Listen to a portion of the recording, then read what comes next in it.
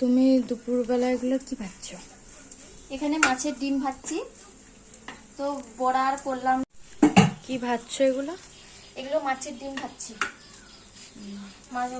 পুকুরের মাছ ধরেছিল কালকে না পরশু দিনে, দিতে ওইটা ছিল ফ্রিজে, ভাবলাম যে ভাজা করে দিই। এটা বড়া করলাম না, তাই ভাবলাম যে বড়া তো প্রত্যেকবারে হয়, তাই পেঁয়াজ কুচি লঙ্কা কুচি দিয়ে করে ভাজা করছি। দেখো কি সুন্দর হয়েছে, আশা করি খেতেও ভালো হবে।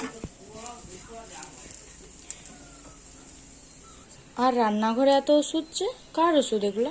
এটা আমারই ওষুধ, এটা আয়রনটা। প্রত্যেকদিন এটা খাওয়ার আগে থাকে, প্রত্যেকদিন খাওয়ার আগেই ভুলে যাই খেতে।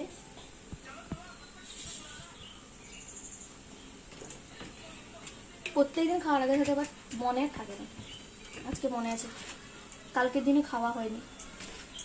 এত কাজ আছে। তো আজকে দুপুরে কাদের ঘরে কি মেনু হয়েছে অবশ্যই কমেন্টে জানিও তোমরা। তো আমি দেখাচ্ছি যে আমাদের বাড়িতে আজকে কি মেনু হয়েছে।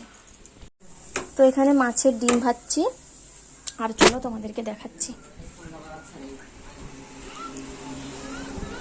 তো এখানে সবার ভাত বাড়া হয়ে গেছে। এখানে করেছি কুমড়োর ঘন্ট, এখানে কুঁদরি ভাজা, সবগুলো খেয়ে নিয়েছে এরা।